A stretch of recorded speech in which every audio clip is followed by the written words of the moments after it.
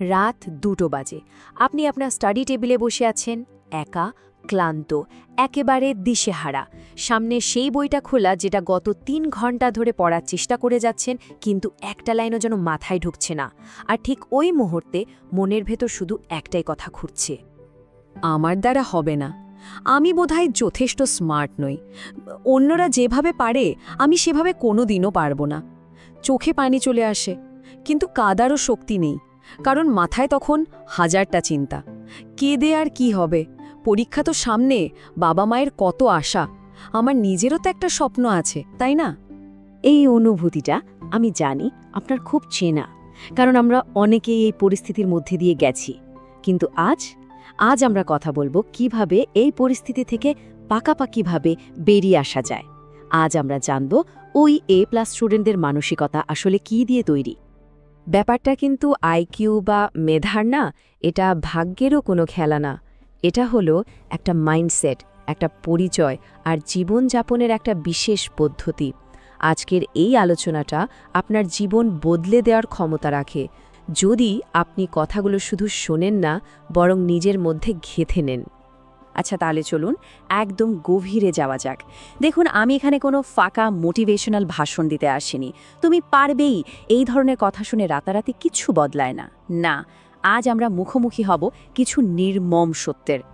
প্রথম সত্যটা হলো, A+ পাওয়া ছাত্রছাত্রীরা কিন্তু আলাদা কিছু করে না, তারা একই কাজটা একটু ভিন্নভাবে করে। একটু ভালো করে ভাবুন তো, একজন A+ স্টুডেন্ট আর একজন সাধারণ স্টুডেন্ট, দুজনেই কিন্তু একই বই পড়ে, একই শিক্ষকের কাছে পড়ে, সিলেবাসও এক, আর সময় দুজনের জন্যই দিনে 24 ঘন্টা। তাহলে পার্থক্যটা ঠিক কোথায়? পার্থক্যটা হলো মানসিকতায়। একজন সাধারণ ছাত্র ক্লাসে শুধু বসে থাকে, মানে উপস্থিত থাকে, আর একজন A+ ছাত্র ক্লাসে সক্রিয়ভাবে অংশগ্রহণ করে। একজন শুধু বই পড়ে, অন্যজন সেই বইটা পুরোপুরি আত্মস্থ করে, প্রশ্ন করে আর বিষয়গুলোর মধ্যে সংযোগ খোঁজার চেষ্টা করে। এবার আসি দ্বিতীয় সত্যে, যেটা হয়তো আপনার এতদিনের ধারণাই বদলে দেবে। হ্যাঁ, আপনি ঠিকই শুনেছেন। অনুপ্রেরণা বা মোটিভেশন হলো একটা খুব সুন্দর মিথ্যা, যা আমরা প্রায় নিজেদের বলি। আমার মোটিভেশন আসছে না, তাই পড়তে পারছি না। আগে মোটিভেটেড ফিল করে তারপর পড়তে বসব। এটা একদম ভুল, পুরোপুরি ভুল একটা ধারণা। A+ স্টুডেন্টরা মোটিভেশন আছে বলে পড়তে বসে না, তারা পড়ে কারণ তাদের ডিসিপ্লিন বা শৃঙ্খলা আছে। দেখুন, মোটিভেশন হলো একটা অনুভূতির মতো, যা আজ আছে কাল নেই, অনেকটা আবহাওয়ার মতো। কিন্তু ডিসিপ্লিন বা শৃঙ্খলা হলো একটা সিদ্ধান্ত, যা আপনাকে প্রতিদিন নিতে হয়। যাদের ভরসা মোটিভেশন, তারা শুধু তখনই পড়ে যখন তাদের ভালো লাগে। কিন্তু যারা শৃঙ্খলাবদ্ধ, তারা তখনও পড়ে যখন তাদের এক ফোঁটাও পড়তে ইচ্ছে করে না। আর ঠিক এই জায়গাতেই তারা বাকিদের থেকে অনেকখানি এগিয়ে যায় এবং শেষ পর্যন্ত জিতে যায়। এর মানে হলো, আপনার ভবিষ্যতের একটা দাম আছে। আপনার স্বপ্নের জীবন, আপনার স্বপ্নের কেরিয়ার, আপনার স্বপ্নের সাফল্য, এই সব কিছুরই কিন্তু একটা মূল্য দিতে হয়। আর সেই মূল্যটা হলো শৃঙ্খলা। আপনি আপনার ভবিষ্যৎ গড়তে পারেন শুধুমাত্র এই শৃঙ্খলা দিয়েই।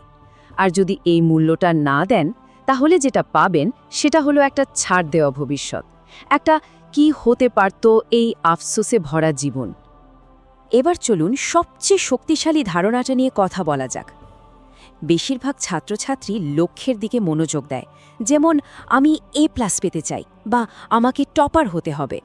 এটা ভালো, কিন্তু এটাই সব কিছু না। কারণ লক্ষ্য আপনাকে বলে আপনি কি চান, কিন্তু আপনার পরিচয় বা আইডেন্টিটি বলে দেয় আপনি আসলে কে। আর বিশ্বাস করুন, পরিচয় লক্ষ্যের চেয়ে অনেক বেশি শক্তিশালী। একটু মন দিয়ে শুনুন, একজন সাধারণ ছাত্র বলে আমি A+ পেতে চাই, আর একজন A+ ছাত্র নিজেকে বলে আমি সেই ধরনের ছাত্র যে A+ পায়। পার্থক্যটা বুঝতে পারছেন? প্রথমটা হলো একটা ইচ্ছা, আর দ্বিতীয়টা হলো একটা পরিচয়। যখন আপনি বলেন আমি চাই, তখন ব্যাপারটা বাইরের, কিন্তু যখন বলেন আমি হলাম সেই ধরনের মানুষ, তখন ব্যাপারটা ভেতর থেকে আসে এবং আপনার সমস্ত কাজকে ভেতর থেকে নিয়ন্ত্রণ করে। এখন প্রশ্ন হলো, এই পরিচয়টা তৈরি করব কিভাবে? উপায়টা খুব সহজ। আপনাকে প্রতিদিন ছোট ছোট কাজের মাধ্যমে নিজেকে প্রমাণ করতে হবে। যখনই কোনো সিদ্ধান্ত নেবেন, নিজেকে শুধু একটা প্রশ্ন করুন, একজন A+ ছাত্র এই পরিস্থিতিতে কি করত? সে কি আরও 10 মিনিট ফোনটা দেখত নাকি বইটা খুলে বসত?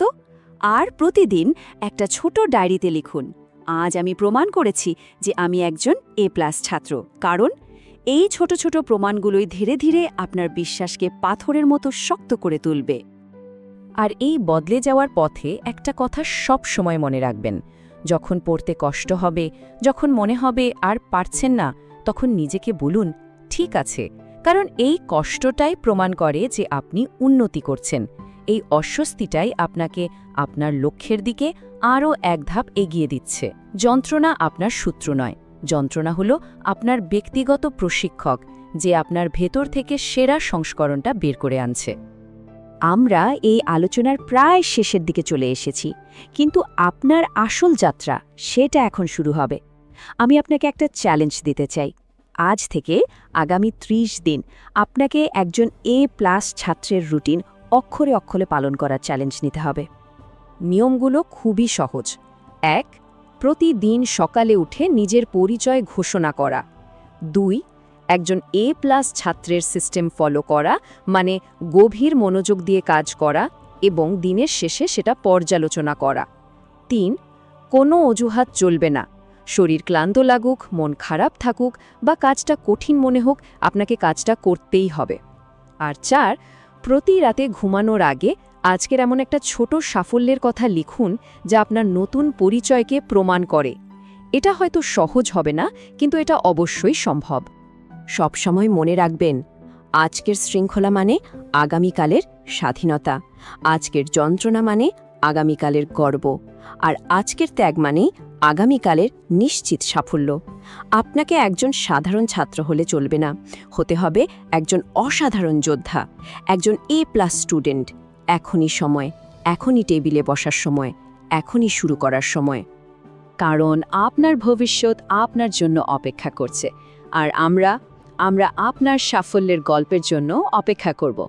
30 দিন পর কমেন্ট সেকশনে আপনার সেই বদলে যাওয়ার গল্পটা দেখতে চাই। এগিয়ে যান, হয়ে দেখান, অর্জন করুন। এই যাত্রায় আপনাকে কেউ থামাতে পারবে না।